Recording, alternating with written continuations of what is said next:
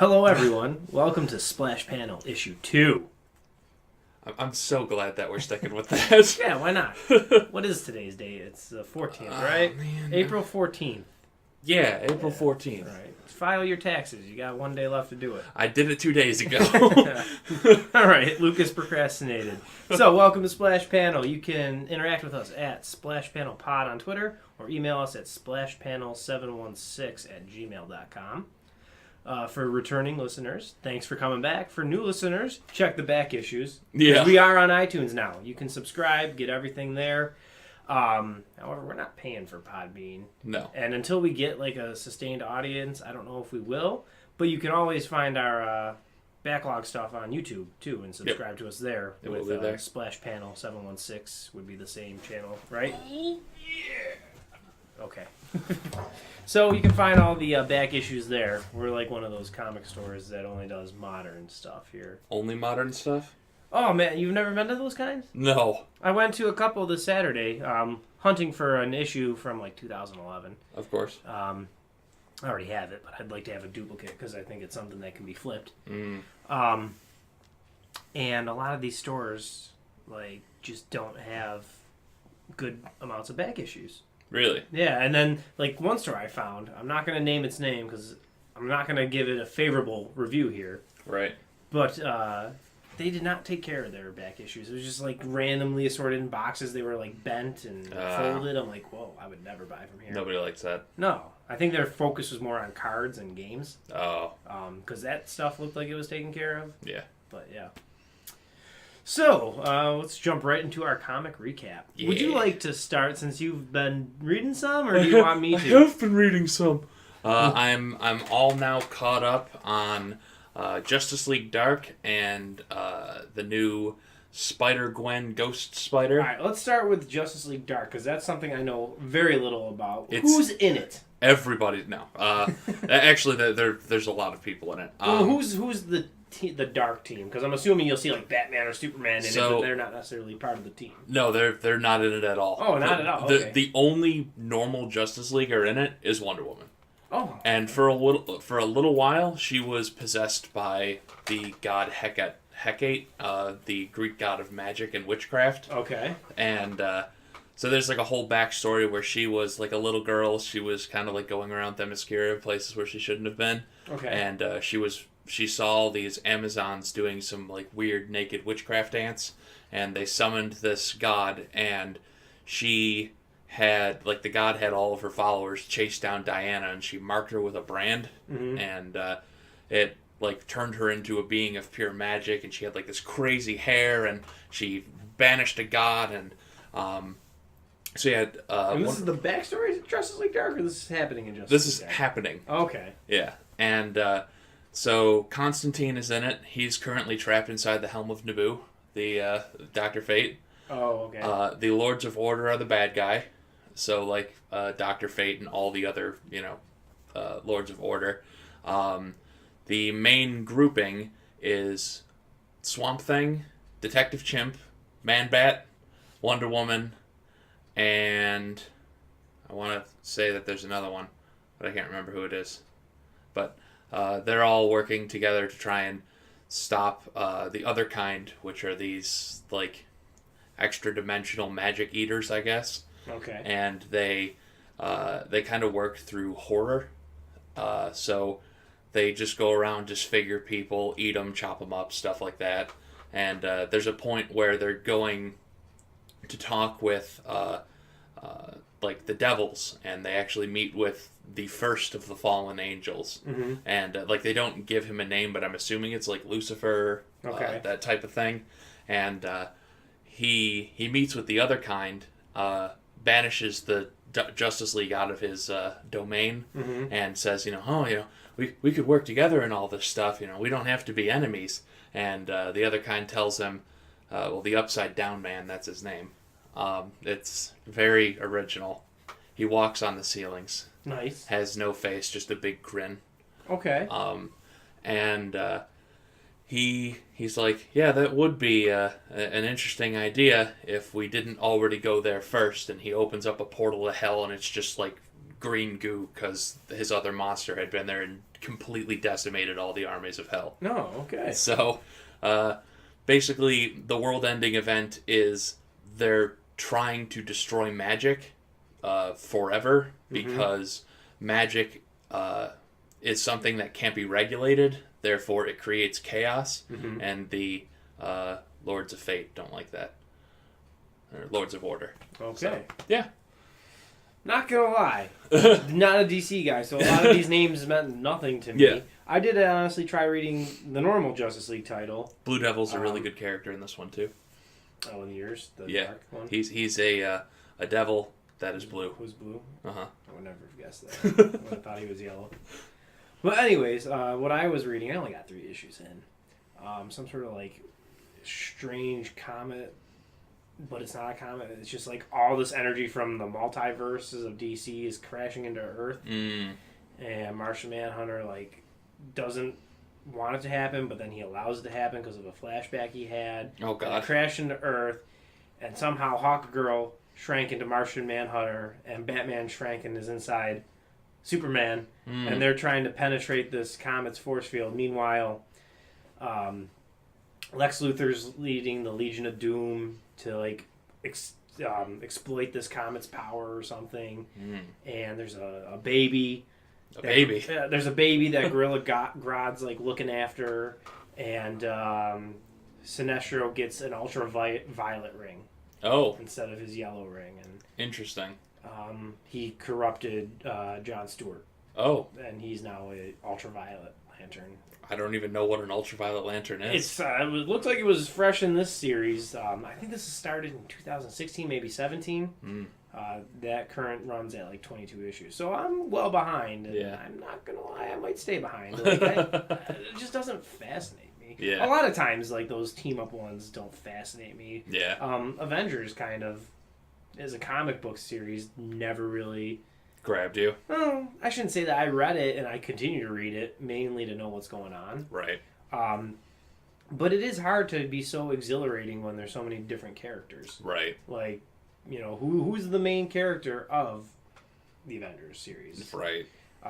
Depends which Avengers series you're talking about. Yeah. And then, like, there is so much I think the writers are trying to maybe subconsciously kind of balance, like, who's getting so much time and stuff in the series, and then you're just like, I just want to see them fight things, and that's all I really care about. I don't really care about the Black Panther's problems. If I wanted to see that, I'd read the Black Panther. Right. So, I don't know. Go on with your Spider-Gwen, because I know more about her. So, she's been burying the other Spider people. From Spider-Geddon? Yeah, from Spider-Geddon. Or not, Into the Spider-Verse is the first one. Well, yeah, but the first couple books of Spider-Gwen are part of Spider-Geddon. Oh, you may have missed a volume then, because she was around. Well, there was, there's 2 series. Oh, okay. And this is, like, after she gets out of prison. Oh. So, she went to prison, if you didn't know that. That I didn't know. So, there's been this kind of thing that's been happening throughout the first couple issues, because I think they're in book 9 now. And it, so she doesn't wear, like, traditional clothing. She just wears the symbiote all the time. And it can copy her clothes and stuff like that, so she can just swap between stuff easily. Basic symbiote stuff. Yeah. Her symbiote is made of spiders, though. That's not so basic. And it's just like, it's a host of spiders. And over the last couple issues, she's been losing spiders. Like, they just fall off of her.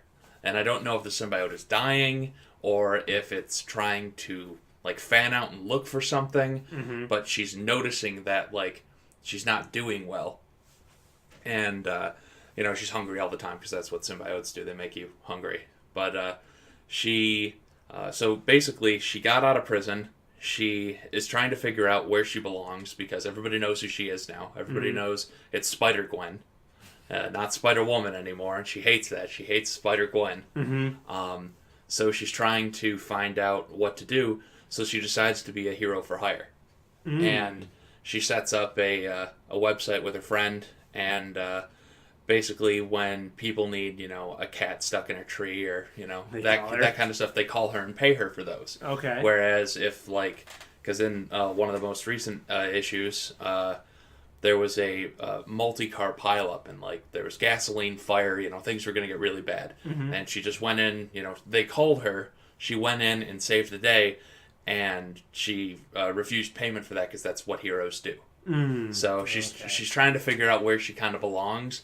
Meanwhile, her suit is actively shedding spiders, and you know, she just got out of prison. So it's real interesting.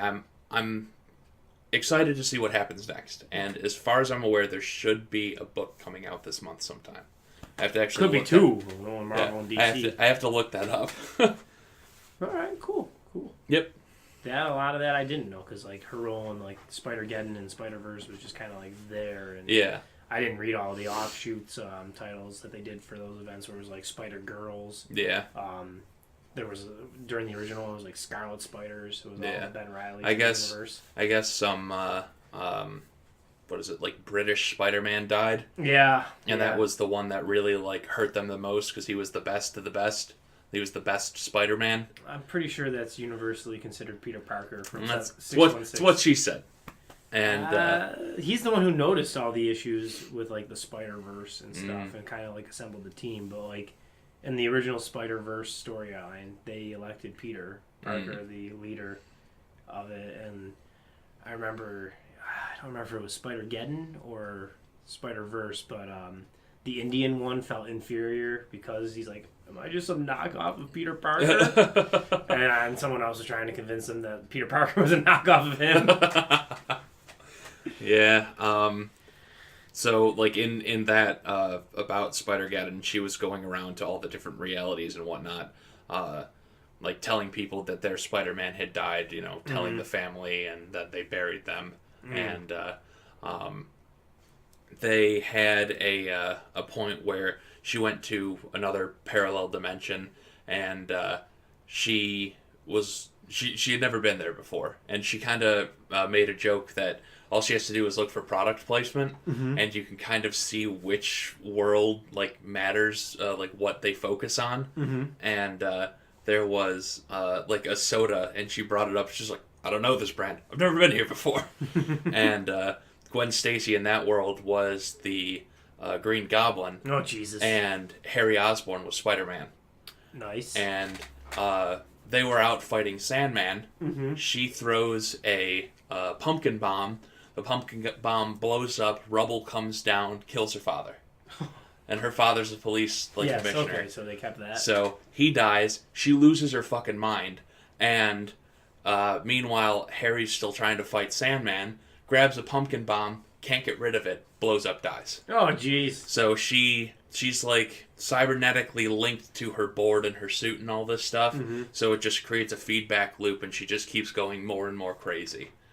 And they end up helping her, and that Gwen Stacy helps Spider-Gwen fix her like world-changing teleportation device, Okay. and that's where they leave that. Cool. It was really cool to see Harry Osborn as a Spider-Man. Well, you know, in Spider-Geddon, there was a Norman Osborn that was a Spider-Man. Oh, jeez. But he was still evil. Oh, God. And Evil Spider-Man. like he wanted to. You were asking about the Inheritors, Mm-hmm. and basically That's apparently a thing. She's just like, the Inheritors, they're coming. they eat they spider. have yet to be shown yet. They eat spider people. Yeah. Well, in Spider-Geddon, she was kind of like the first one who was attacked, and they assumed she was dead or whatever. And that makes sense what you were saying, that like her device was broken, so that's why she didn't appear until like the very end. But the Inheritors eat spider people, and Doc Ock and his new Spider-Man hybrid body was basically leading the fight against the Inheritors. And he was going to the different dimensions getting Spider-Mans, and he got Norman Osborn Spider-Man. And Norman Osborn wanted to basically trap the Inheritors in one Spider-Verse, or one universe, which was 616. Right. And be like, the multiverse is saved for the rest of them. And like Norman Osborn would not have it, or Dotto Octavius would not have it because it was his universe that was being sacrificed. And Norman Osborn Spider-Man gets away at the end of Spider-Geddon, and I don't think they ever address it again. So he's still out there being a bad guy. He's out there with Spiders, man, which is like kind of like the spider symbiote you were talking about. Like it's he's a made of Spider-Man spiders. that's just made of spiders. Okay. And I don't know. I'm sure they'll do something with that, but it looks like this summer Spider-Man thing is going to be absolute carnage. Yeah, I liked when they were doing like the funeral service for the one spider. Everybody came up and they kind of webbed him up, and then they set it on fire. You know. Interesting. It was very, very like ritualistic type thing. Well, Like a group of spider people. speaking of Spider-Man, I've been reading more of The Hunted. Like, that's been coming out almost every week between the normal run and those HUs I was talking about. Right. So, quick update on that. Still not sure what Craven's motive is, if he wants to be killed or not.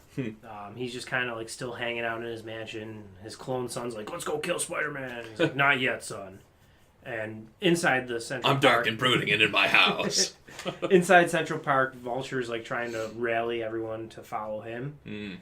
And like Vulture basically is responsible for another person, Gibbon, getting killed. Oh. And Spider-Man's like, don't listen to this guy, he's lying, because he like in the issue gives this heroic story about how Gibbon sacrificed himself so Vulture could live. Oh, And jeez. Spider-Man's like, that is not what happened at all.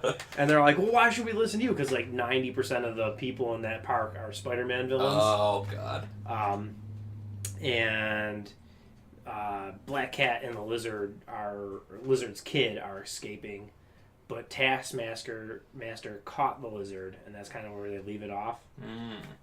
So wait, did you say Black Cat and the Lizard have a kid together? No, sorry, the Lizard's son. Oh, okay. Let me specify. Black Cat did not have any kid. I was just like, what? The Lizard's family was cloned / resurrected in a story arc a couple years back, okay. and but they like all are part lizard creatures. Oh, God. So they live in the sewers, and Billy Connors wanted to go see his friends and got captured by Black Ant and Taskmaster. God.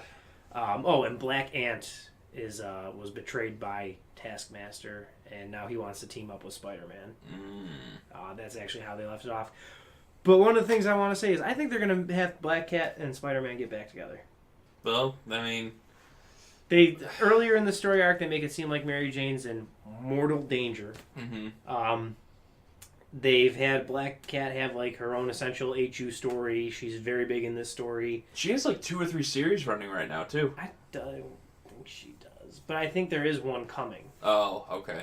So either they're trying to get you to buy that series, or they're going to have her get back with Peter. Marvel also tweeted out a thing about her love history with Spider-Man. And like, she's either going to be, it's like either her own series, she's getting back with Spider-Man, or she's going to be in a movie at some point. Right. One of those 3 things is happening. Being in a movie would be pretty cool. Yeah, maybe she's like a secret thing. I don't know how the hell that they would make that work, since Peter Parker in like MCU is like really young. Yeah, maybe. Well, they could, really young. They could go the Ultimate route. Like she was in the Ultimate comics, and she was attracted to Spider-Man, but then like freaked out when she found out that he was a 16, kid. And then so they could maybe do that. Man, give it like 4 or 5 years. Come on back. We'll stick Marvel really quick and then circle back to DC. Major X. You remember I was talking about that last week? So, you want to know who Major X is? The 7th iteration of Wolverine. No, but he is in the series. Of course he is. So Major X starts with a fight between Cable and Major X, which I didn't even know Cable was still alive.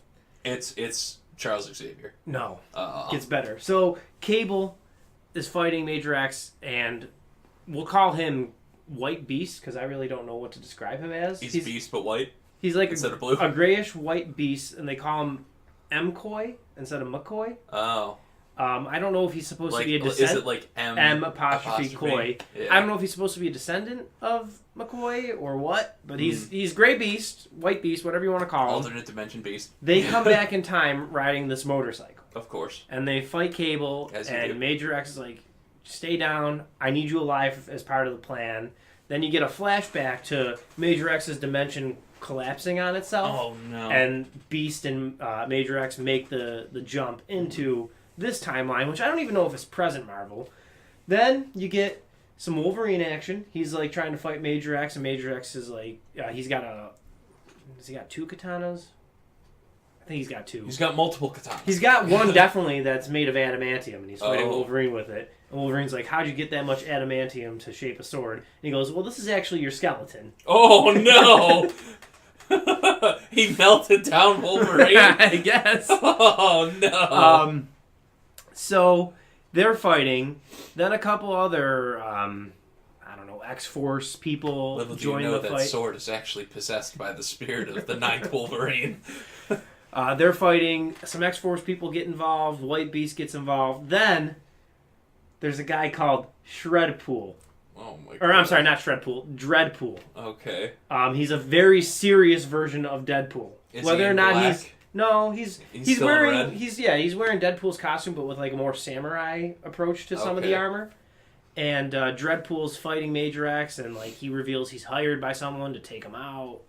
And he also teases the fact that he might be one of the people who was part of the crew that hired him. I don't know. And you're like, how can this comic get any more obscure? Like, what more can happen? Guess what happens. I'm assuming Major X is going to show up and be somebody weird. That is true, but Deadpool comes. The actual Deadpool? The actual Deadpool comes and starts fighting, Oh my and he's God. being his normal Deadpool stuff. I'm unclear if Dreadpool is Wade Wilson from the future or what. And then Major X... Is he immortal? I don't know. This definitely is taking place not in the normal... I don't know. It could. I don't know if Cable's alive, though, in the normal timeline. X-Men... Oh, man. X-Men's got so many different timelines and dimensional collapses on itself. Anyways, Major X takes off his mask at the end of the issue, revealing that he is Cable's son. Oh my god. So they've basically recycled the Cable storyline and applied it to his son. And I don't know, Major X issue 2 is not next week. I think it might be this week. If not, it's the week after. I'll keep you posted. Yeah. But X-Men just makes my mind boggle. That's because that's because if you put every X-Men book next to each other that came out that week, none of them are related, and they all have Wolverine. But they all don't make... Like, they all are the same story, too. Yeah. We were saying that last week. X-Men just recycles their stories. Yeah. They definitely did that with Yeah. this Major X character. God. My dimension's collapsing. That's the whole reason Cable comes back. Yeah. And didn't you say, like, there's no Phoenix Force in Jean Grey and all that during this, too? When she was in Uncanny X-Men, it did not appear as if she had the Phoenix. Oh, God. The fact that she was overpowered by X-Man so easily also makes me think she doesn't have the Phoenix. But who knows? I don't know where they are. New Uncanny comes out this week. I don't know if I should be reading these other X-Men titles, and maybe that's where they're at. Mm-hmm. I'm assuming that they will be back, because some of the most popular X-Men were killed in this vanishing event. Things like Storm, Magneto, Iceman, Beast. There were some pretty major X-Men. Is Iceman still openly gay? Is he don't he's know. still like the only openly gay character? If he is, it Marvel? hasn't come up in the few comics I've read with him in it. In the Return of Wolverine, Wolverine cut him in half. Oh God! But apparently, since he is ice, you can just put him back together or something. Oh. Yeah, you just lick one end. And He doesn't. stick He to the doesn't other have to one. put his thumb in ice or anything to reattach Right. it. He's just ice, so he's like, I can reattach it later. Well, if on the plus side, if you ever really, you just need that cool drink, just chop off a finger, dip it in there a couple seconds, put it back in, good to go. I guess. Well, he could also just freeze Well, like no. he did in X-Men 2. Wolverine needs the cold drink. Yeah, don't you remember that in X2 where he grabs the beer and he just makes Oh, it cold? right. God. All right. Batman recap, I guess. Batman. So Detective Comics 1000, actually- we were talking about that a little. I actually did see a preview in one of the books of The Bat Who Laughs. Yeah, That looks crazy. That's an ongoing series. I might have to look that up. Maybe it's limited. I don't know. I have not looked into that yet. It could be an alternate dimension Batman. It looks like he's going to kill the Joker. Oh, well. Because they just had him, kill everybody on his way through Arkham. I feel like then this is an alternate reality. Well, yeah, because this Batman uses guns. Okay. And he clearly has this deranged psychopath Batman with him. Okay. So in mainstream Batman, I read the count down to 1,000, count up, whatever they were calling it. Mm-hmm. Batman. I missed a couple issues in the beginning. I started at 995. Mm-hmm. I think it started in 994, 993. Ah. But like everyone who's helped Batman become Batman is being targeted for like assassination. League of Shadows assassination?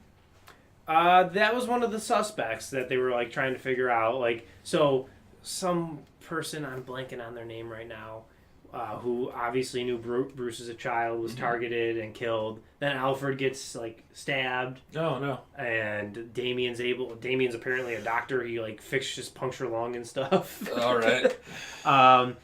Then other people, like some guy who taught Batman all his like escape artist techniques. Mm-hmm. I forget what his name is too. Harry Houdini. No, it wasn't that. Was he a magician? Sort of. He was targeted, and then Cyborg's dad was targeted. Oh God. And Batman's trying to get to the bottom of it, and then he finds like the culprit. It's a child version of himself. Oh my And God. you're already like, what is happening? And he's like, it's the anniversary of your parents' death. Or maybe, no, wait, it was his birthday. It was his birthday. So every year at his birthday, Batman straps himself into some sort of VR and does this to himself to become a better Batman. Oh my God. So that's the count up. Then issue 1000. So wait a minute. All of this didn't happen? All it was of just this in a did video not game? happen. It was all in a VR. Oh my God. Yes. So, like, if I was a super dedicated Batman fan, I'd be a little pissed off that, like, almost the last 10 issues that I've been reading were a VR. It's like Final Fantasy X. The entirety of the game is just a dream, because that's what you find out in 10 too. Oh, that sucks. It's like, oh man, I just put 60 hours into that game. It was amazing. Didn't happen. No! So, issue 1000 is a bunch of shorter stories. It's a 96-page book. It's all a bunch of, like, short stories. There's ones that center around Batman's parents' death. Go figure. Are they all done by like different artists? Yeah, and stuff? different artists and writers. I was wondering if it would be kind of like a like an Animatrix type thing. Sort of. Yeah. One that kind of stood out to me is the Penguin. Oh. Visits Bruce Wayne when they're both really old men. And Penguin goes, I want you to know that I knew who you were all these years. Quack. And he like reveals that he figured out who Batman was, and Batman tases him Oh my God! from his it's an old wheelchair, man. and he's like, "I want you to know that I knew you knew." And that was just like one that stood out to me. It was like a funny one. Meanwhile, what is it? Terry. Terry McGinnis was not in any of the stories. There was one where it was like Batman in the future. He's married to Catwoman. Damien is still Robin, and they have a daughter together named Echo, who's a Batgirl. Oh, that's pretty cool. And they're trying to solve copycat murder, and they're like, "Well, it can't be the Joker." And Commissioner Gordon's like, "It can't be the Joker." And He died 40 years ago. Batman's like, "Why not?" And it's like, "Because we just got word last night he died." So like, it was the Joker's son or something. I don't know. A lot of them, too, also centered around either Batman's birthday or the anniversary of his parents' death. Mm-hmm. Finally, the story that's kind of worthwhile. How long has that series been going? Since the 30s. Oh my God. So the one that was worth reading and looks like it's going to tie into actual events is the last story in the book, where they're showing you, like, images of Batman fighting his various villains, Joker, Riddler, Bane. Right. And this guy's like narrating the fight, or not narrating the fight, but talking about Batman in the fight and saying how much they detest Batman. Right. He's like, say it fast. Batman, bad man.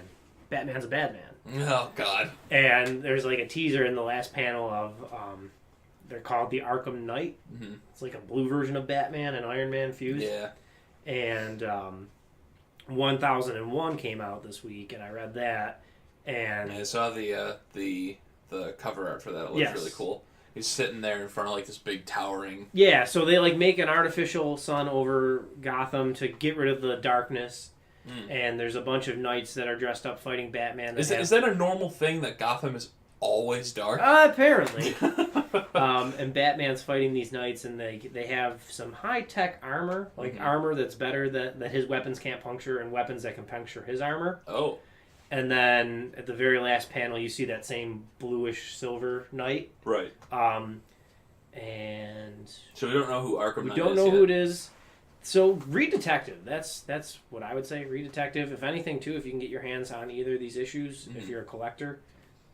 I don't know who the Arkham Knight is. Maybe it's a returning bad guy. I'm assuming it's a new bad guy. Right. I don't know for a fact. And if you're You want a first appearance? Yeah, if you want a first appearance, or even like, I don't know. I was doing some research when they did the New 52. Mm-hmm. My Detective Comics issue 1 from the reboot is over $100 in Wow. right condition. So, you know, if it's like a second appearance after a long time or something, it's worth it. What's the like were there variants for 1000? Oh, there were several. I think they did what they did for Action Comic, where Action Comics they had variants of each decade. Oh, So that's there was pretty like cool. a 30s variant, a 40s variant, a 50s, 60s. Blah, Can you blah, blah. imagine having all the decades? I don't remember which one I picked up, but I did grab one of them. Hmm. But then in the Batman title, you ready for some more VR action? I'm excited, So, as you can tell. over this past summer, I know there was talks of Batman proposing to Catwoman. Right. Like they were going to get married. I think he was left at the altar. I'm not sure, or left, whatever. Like, she did not marry him. Mm-hmm. So, the last month's issue, or last issue before the one that came out this past week, Mm-hmm. is Catwoman telling some faceless man why she left him. Oh. And then at the last issue, it's like nightmares, and you see Batman strapped into a VR again. And then this next one that just came out, Lois Lane and Selena Kyle go to the Fortress of Solitude for Catwoman's bachelorette party, All right. while Bruce Wayne and Clark Kent are having dinner for his bachelor party. What? Yeah. And Catwoman and Lois Lane are drinking all kinds of like foreign alien wine at the Fortress of Solitude. Yeah. The holographic Supermans are performing strip shows. Oh my god. Meanwhile, Batman and Clark Is have... that the that was the cover that I saw? Yes! Oh my god. Meanwhile, Superman and Batman are having the worst time. Well, yeah, they're both superheroes trying to sit down to a nice dinner. They play a game of chess, and like Superman's trying to offer marriage advice to Batman, and Batman is just like, check, checkmate. Then they go pick up Catwoman and Lois Lane, and Catwoman's like, I made a friend.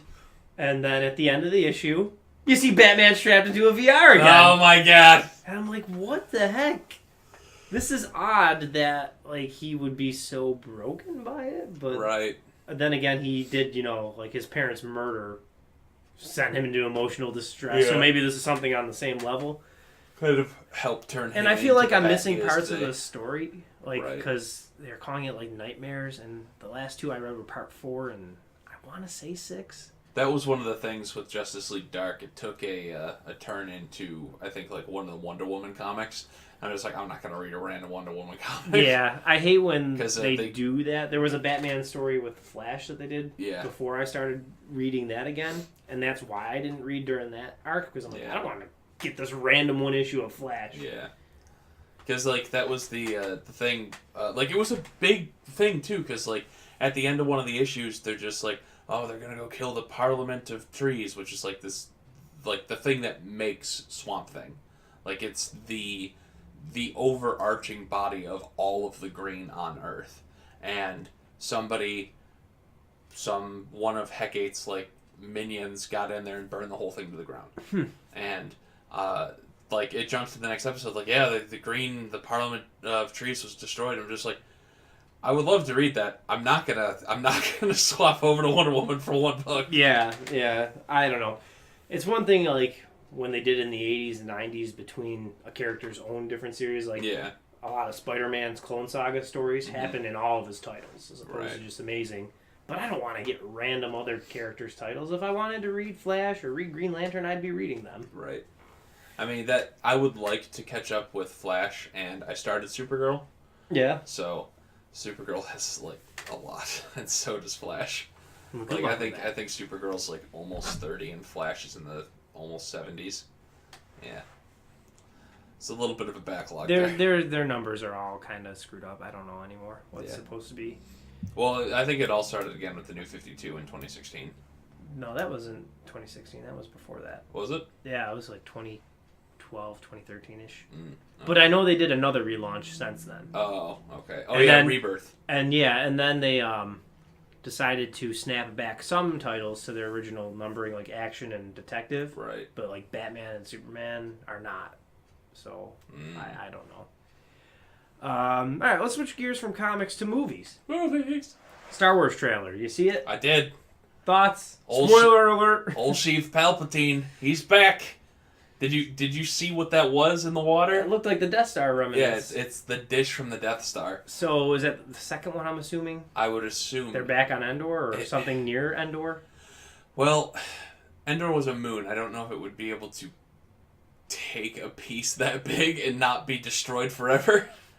So maybe the planet Endor surrounds. Yeah, and the biggest thing about it was that, like, it looked like it was the dish, and then it was down the side of it, and I would need to look at a picture of the Death Star, the second Death Star, and what the second one looked like half built. Mm-hmm. It might be the first one. But the second one would make more sense because that's where Palpatine died. Yeah. So what do you think? You think that he's actually back? I think he's or a Force ghost. I think a Force ghost too. Yeah. I think he's definitely haunting some part of that Death Star. And they are going to have to deal with him. Okay. Yeah. Maybe he was somehow manipulating Snoke. Because they still need to explain what the hell that guy was. Yeah, what Snoke was. Because they're just like, He looked like Palpatine. Or, Yeah. No, not Palpatine. He looked like Anakin. Yeah. Without the mask and like, stuff. He's the supreme leader. He's evil. He's doing all this stuff. Kylo kills him. Yeah. All right. And like... And he didn't just kill him. He cut him in half. Yeah, and Luke Skywalker even was like Snoke, and like, well, who is Snoke? What's the big deal with this? Everybody knows who he is. We have no We idea. don't. We don't even know what his race is. He's some weird amorphous blob alien thing with a big cut through his head. So I will say this about the trailer, and the fact that J.J. Abrams is doing it as opposed to what's his name, Ryan Johnson. Yeah, I know Ryan Johnson said some stuff about the trailer too, but I didn't actually read any of it. I'm not gonna say I'm excited because Last Jedi really took it out of me. I'm really excited, but I'm interested. I'm super excited, mainly about the title, The Rise of Skywalker. So is this a redemption story for Kylo Ren? It's gonna be a Kylo Ren story. Are we calling this new Jedi Order the Order of the Skywalker? I doubt it. Is Rey actually a Skywalker? There's no way. There's no way she is. How the hell would Kylo Ren know who her parents are? That's all we're going off of. Is he's like, your parents were junkers. Yeah. Her parents are junkers. Is there a random Skywalker we don't know about? Did Luke get it on somewhere? I doubt it. I mean, they in the trailer they showed Leia for a couple seconds. Yeah. So they must have like shot some scenes with her before Carrie Fisher died. Yeah. But that's pretty cool that they had her in there. And Lando's back, and I'm so excited. I'm also anticipating somehow, some way, there's an Anakin Skywalker, whether it's a ghost or. I mean, he's definitely dead, and we saw his Force ghost. Yeah. Well, why haven't we seen his Force ghost again? There's a couple Force ghosts we haven't seen. The only one we have seen multiple times is Yoda. Obi-Wan in 5 and 6. Yeah. And Yoda. Yeah. I'm assuming Luke Skywalker. We've only seen Yoda in the new ones. Yeah, I'm assuming Luke Skywalker is going to be a Force ghost that appears to Rey. Maybe we should just call this episode. If Ghost he's actually Wars. even if he's actually dead, he may have just become one with the Force. Who? Luke. Yeah. He could just come back. Oh god, he's like Phoenix. He rebirths. Yeah. That'd be cool. I'd be open to that. I mean, he's like one of the strongest Jedi Masters ever. Yeah, I'd be open to like that. Like a Phoenix rebirth. That'd be cool. I would absolutely love that. And staying on the same vein of Star Wars, there's a new Star Wars game coming out. Yes, I saw some stuff about that on Twitter, where EA Games is actually giving you the full game. Yeah. And not forcing you to buy DLC for it, even though you already bought the game. So it's being made by Respawn Entertainment, which I don't know if you know of Apex Legends. I've heard of it. I have actually never played it. They also made Titanfall and Titanfall 2. Okay. They're the creators of this new Star Wars game, and they said that it's supposed to be like a Dark Souls-like game. Mm-hmm. And they showed a trailer the other day of just this random dude, and they're cutting pieces of it didn't look like a normal Star Destroyer. It looked like Clone Wars style Star Destroyer, and they like had this big beam connected to like a ship, and then like something underneath it, and it was shearing off big chunks of it, and some guy fell, and he fell after him and got caught in a like cable, and he reached out with the force, and you could see him like trying to do something with it, and then right towards the end, because he's going against the Empire, it looks like, he pulls out a lightsaber and starts it up, and big blue blade comes out. So why blue? Why is it always blue? because that's a Padawan color. But I'm disappointed that one thing about the trailer, really quick, in the movie, That she's still using. because it was broke. Luke's. Remember the blue saber gets broken? When did it get broken? I think when her and Kylo Ren are fighting the guards and stuff, don't they like force battle over the lightsaber? I've only seen the movie once, but I thought that's what happened. I would have to look back at it. I plan to rewatch it in December. Yeah, I didn't think it was destroyed, but even then, I remember too when they're escaping, she's like holding it in two halves. She's like, "How are we gonna do this?" Oh. And yeah, like I would have preferred to see her have her own saber. And Yeah, I mean, it looked to be his. It looked to be the hero saber. Yeah, and like I like the green saber better. It looked much better. It had a way better design. It's a cooler color in my opinion. The hilt was cool. I also like the fact how Kylo's putting his helm back together, and he was like tack welding it together, and it kind of looked more like robotic, more evil, more General Grievous-y. Ooh, yes. All right, so sticking in movies, do you see the Good Morning America Avengers Endgame clip? I don't think I did, no. So it's I am more excited for Star Wars than I am Endgame. I am the complete opposite of you on that.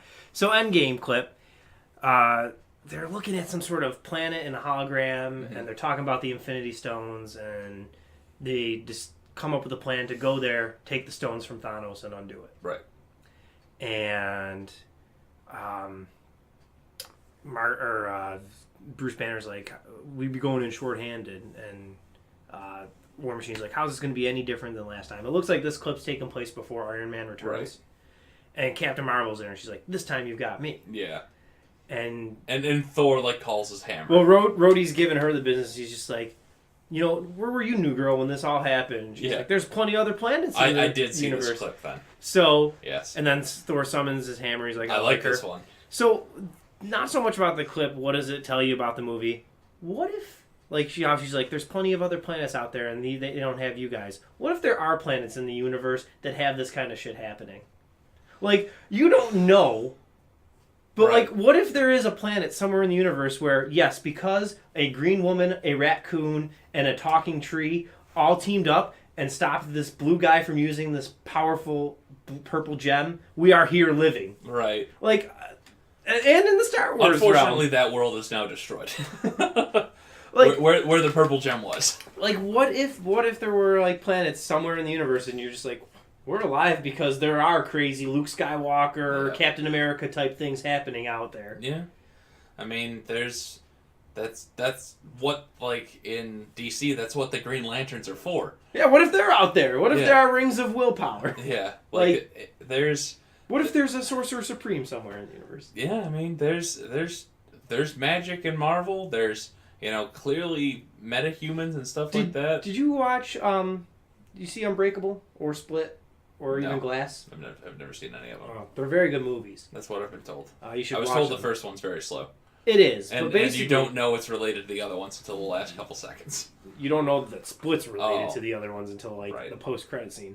But basically, Samuel L. Jackson's character, Mr. Glass, he has like glass bones. Yeah, he was born with like glass bones, paper skin. He's that guy from SpongeBob. Yeah. He's convinced that comic book writers saw something somewhere and were recording it, and like they grew from that. But he's convinced that these like meta-human superhumans existed somewhere in history, and that like comic books are like the kind of literature left behind them. Yeah, I mean, you could have people that would make sense, like Hercules and stuff like that. And like Bruce Willis's character is a guy who's never been injured a day in his life or sick. He's an example of like one of these people that is actually alive. The Split guy who's got like 20 different 20 personalities. plus personalities, and one of them is a man beast that can climb on walls and stuff. So Right. another example, and that's how those tie into Glass. But like, that's what if M. Night Shyamalan's onto something? What if these things are happening somewhere? I mean, I can't think of a Marvel force that would come to help them. It would have to be some sort of like, ridiculous third party. Like when he snapped, I wonder, like, how did that work for cosmic entities? Like, did Galactus die? Did Eternity survive? Is like the Beyonder still a thing? That's because I guess now we're talking like predictions on the movie, because this has been the best kept secret in cinema history, I think. For what? Endgame. For what specifically? Like, what's going to happen? Oh, yeah. Like, the trailers give you nothing. Captain America dies. That's probably the only thing that's a certain. But, like... I put that on Facebook, people were not pleased. But, like, you don't really know who is going to beat Thanos, what's going to happen. Granted, I thought Captain America was going to die back in Civil War. Chris Hemsworth was saying that there's, like, a twist you don't see coming. And they've kind of shown in these movies that they're not necessarily going to stick with the comics. Like, if you're looking to the comics for inspiration, or for like, well, this is going to happen, and I still think it will, Nebula's going to be the one to, like, kind of undo the snap. Right. And I think it would mean so much more for, like, her because of the history with Thanos. Right. But in Infinity Gauntlet, there is Eternity, Galactus, all these other things, Living Tribunal. All of these things are involved. Yeah. Silver Surfer, Adam Warlock, and they're saying there's a twist coming. So, like, is Adam Warlock going to show up? Oh, is Galactus? They made him in one of the post-credit scenes. So I don't know. Fucking weird gold lady or whatever she's called. Maybe next week before the movie we'll do our final predictions. We'll allot some time. I think that movie is going to blow so many different fan theories out of the water when they just, like, they drop that bomb and something happens. You know what's funny, though? I feel like even though there's you can go on YouTube and find all kinds of, like, breakdowns of the trailers and theories. Right. There's this one guy who kind of looks like Josh Gonis. Oh, jeez. With, like, a hair shade lighter. Okay. But he, like, does these, like, 20-minute breakdowns of a minute and a half long trailer. Oh. I forget the guy's name. Something Voss. Oh, okay. And, like, he just throws all kinds of, like, fan theories out there, hoping that a dart's going to stick or something. Right. But even if these theories don't come true, I don't think fans are going to be disappointed. Where I think if we look at Last Jedi, I think a lot of people who didn't like that is because Rey's not a Skywalker. And a lot of the fan theories just didn't pan out. Yeah. Well, but this one, unless, like, they double down on a Thanos victory or something, I don't see how people are going to walk away from the theater upset. Like, there's got to be something in Endgame that makes everything go back to normal, because Peter Parker has his own movie coming out, the new Spider-Man. Well, and there have been a couple glimpses of the future of the MCU. Mm-hmm. Now, I mentioned before we started recording Disney Plus, and you were like, I have no idea what that is. I have no idea what that is. In November, Disney's launching a streaming service. Oh, okay. That will contain... I don't know if it's going to contain XD crap and all that. Well, I've read a couple different things. It's going to contain all of Disney's movies. Okay. That's a lot of movies. And I don't know if that means some of their other studios, like Touchstone. Right. But, like, Marvel would be one of those. Mm-hmm. Lucasfilm. Mm-hmm. National Geographic, which apparently Disney owns. You'll see series and stuff from that. And they're going to have original programming. Right. And they've announced 3 original programs. Okay. Winter Soldier and the Falcon. Okay. Loki. Okay. WandaVision. WandaVision? That's weird. So, I don't know when these are supposed to take place. Like, if it's supposed to be post-Endgame. Because, like, for Falcon Captain America... Unless it's, like, about Falcon trying to find the Winter Soldier in those years between, like, Civil War and Age of Ultron and stuff, I don't know, like, what it will be. WandaVision, I guess they can kind of make it a prequel-ish thing, and Loki, I'm assuming, will be a prequel. Mm-hmm.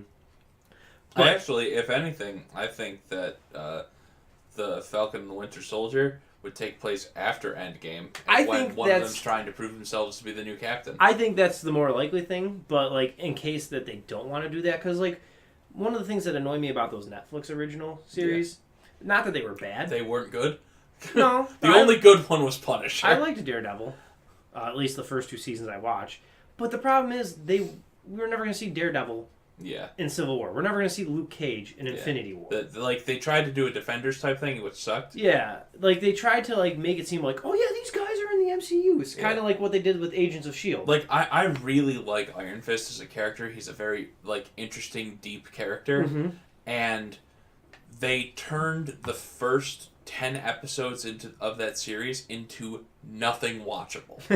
And, like, towards the end, he's like, I have the power. It's like hand starts glowing and shit like that. And he never puts on the suit. He only goes back to wherever that weird mountain village is, like, twice. And they, like... See, I've never even watched Iron Fist. They could have done so much with the character. If they would have just done, like, 2 or 3 episodes on his backstory, where he came from, he came back, he's like, I've defeated the Hand, I'm a guy. And then they just went into, like, Luke Cage and Iron Fist, and made Heroes them... for Hire? Yeah, Heroes for Hire. That would have been amazing. Because you would have had maybe 3 episodes in Luke Cage, 3 episodes in Iron Fist, the rest of the season for both of them. Yeah. You know, setting up who they are as a character. I couldn't get through they both Luke Cage. I got halfway series. through the first season. I was like, I never watched Jessica Jones. Nah, I didn't watch I don't think I even either. came back to try and watch Daredevil Season 3 or Punisher or Defenders. Like, I just found them kind of... They were boring.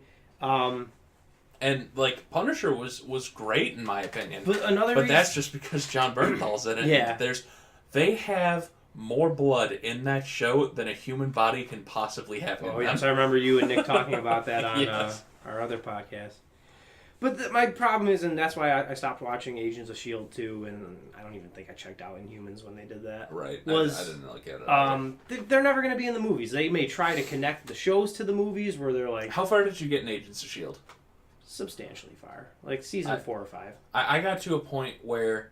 They just started introducing Inhumans. Okay, when I yeah. stopped watching. So there was that Grant character who ended up being bad. Yeah.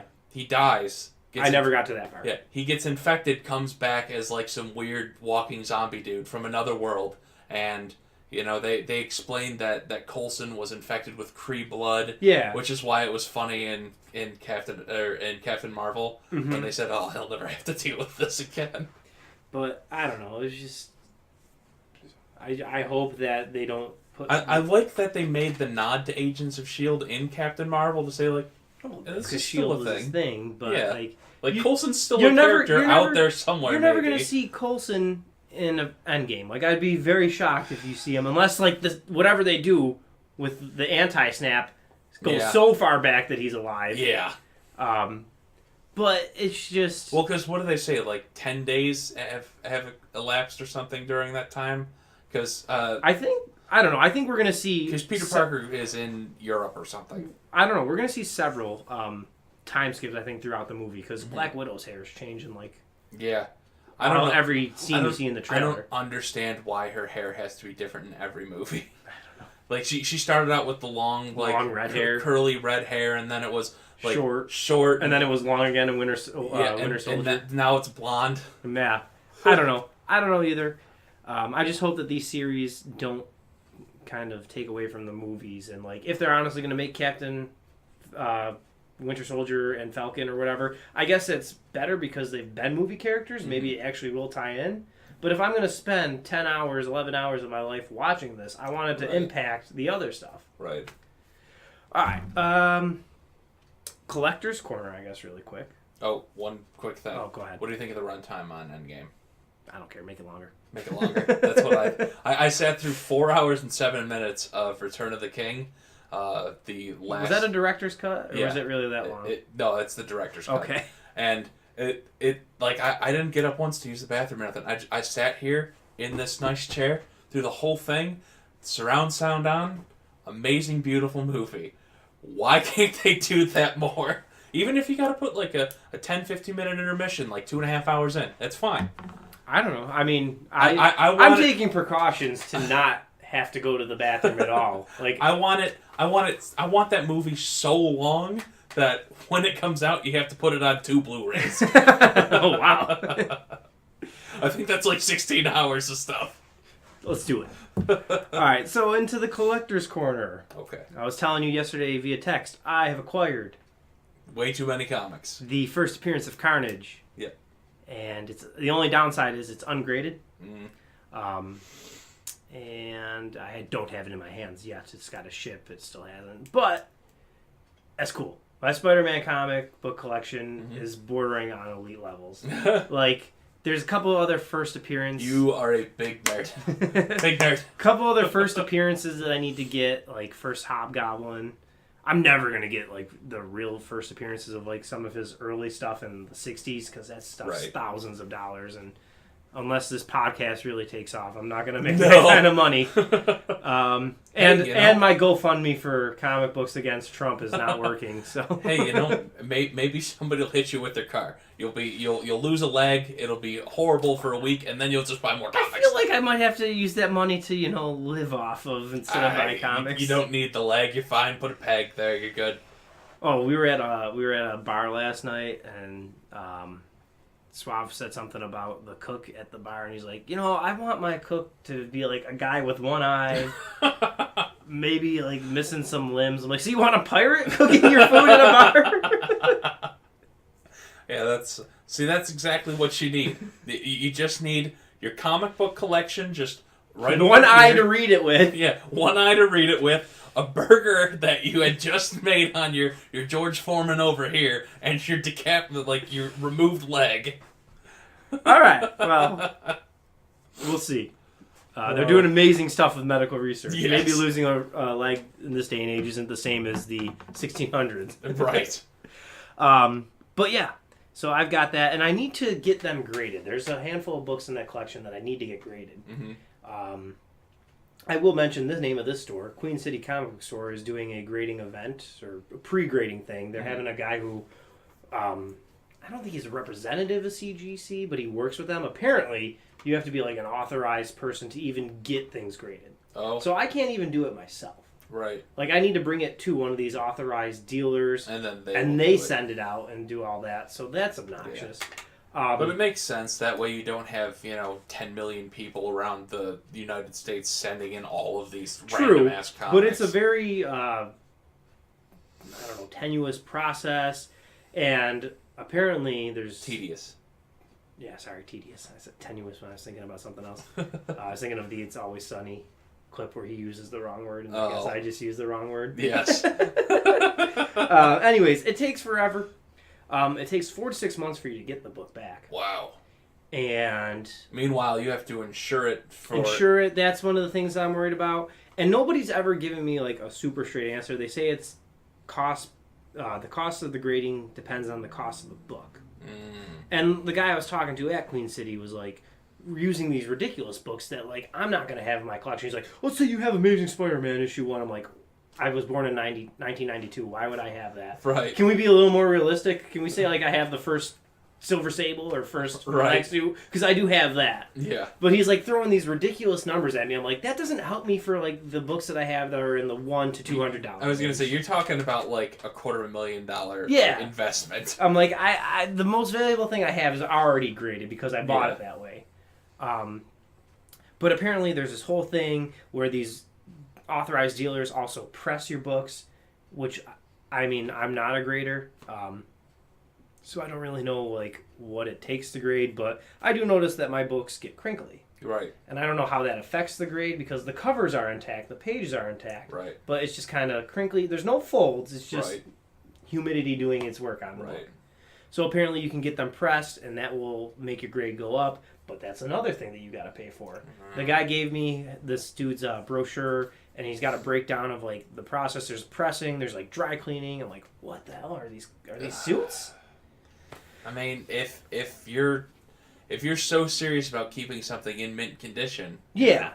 Well, I know. Well, I'm so afraid too of, like, spending all this time and money on a book and then it's not worth it. Getting, like, a 7.0 on it. Yeah. Because it's like the books that I've had for its entire life, like from the moment I picked it up from a comic book store. Right. I know those are going to be no worse than, like, very fine. Right. Maybe very fine minus. But they're not going to be bad. The stuff that I'm buying on eBay, who knows? Right. Who knows? Like, when I get this Carnage, it looked like a beautiful copy from the pictures. But it was ungraded. I have no idea what to really expect. Right. He only opened in the one picture, the one page. It looked white, but they could very well be off to white pages. Right. All that affects the grades and stuff. So that's what I worry about, grading stuff graded that I bought off eBay. Right. And sending that out, obviously, for so long. Right. And then there's a couple other things. And maybe for you listeners who are sticking around, what time slot are we at? Oh, God. Got to be over a half hour. Making me get up. Yeah, we are just at an hour. Really? Oh, my God. Just about this is an longer hour. than last time. Yeah. Sorry, guys. Anyways, if you are someone who's done any kind of CGC or CBCS, which I was told is what you want to do for unauthorized signatures. Okay. I got several books signed at New York City Comic Con back in 2012. I didn't know about getting CGC to oversee. Like, apparently CGC will not take signature books. They'll take it, but they'll consider it damaged unless they have a representative of theirs witness it being signed. Oh. So I've got the first Spider-Man stealth suit, first Right. Anti-Venom, Signed? issue 600 signed, and I think a couple others. His 50th anniversary or something I have signed. Right. And they're considered damaged they're now? considered damaged in CGC's eyes. Now, the guy at Queen City was saying that CBCS has a database where they'll verify the signatures. So as long as Dan Slott, when he signed my books, signed it close enough that whatever they have on file is that, it will be authenticated. But for those who are listening that have done this or deal in comics a lot, is a 7.0 from CGC with a signature better than a 9.4 from CBCS? Because there's a third company called PGX, which apparently are jokes of graders. They'll throw high grades on things that are not supposed to be that. So I don't know which carries more weight for resale value. Eventually I will definitely want those ones preserved, though, just for even my own sake. Yeah. But I don't want a 9.4 book to have a 7.5 grade because of a signature. Right. That is definitely real. Right. So let us know here at Splash Panel at Splash Panel Pod or splashpanel716@gmail.com. All right, well, we're almost done. Anime, manga. I got nothing. I Just you. got caught up on One Piece. So much stuff happening. Luffy is in prison, Of course. and he was sentenced to execution by sumo. What? They took off his sea stone cuffs, and they wanted to give him so he could use his gum powers, but he's not using them. He's trying to use his hockey powers and perfect them because he's trying to fight the boss. He already fought him once, got his butt kicked. He's like, if I could just perfect this technique, so he's using that as training.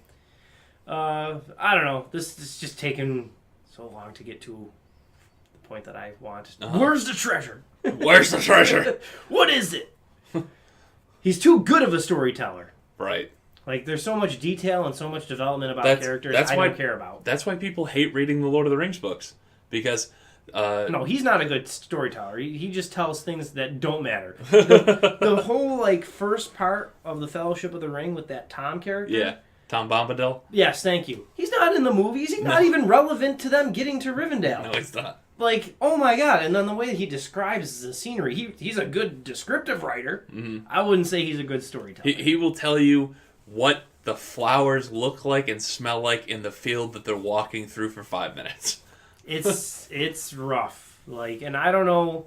The Hobbit wasn't so much like that, but the Lord of the Rings books are definitely like that. For sure. Well, I think The Hobbit was meant to be a child's story.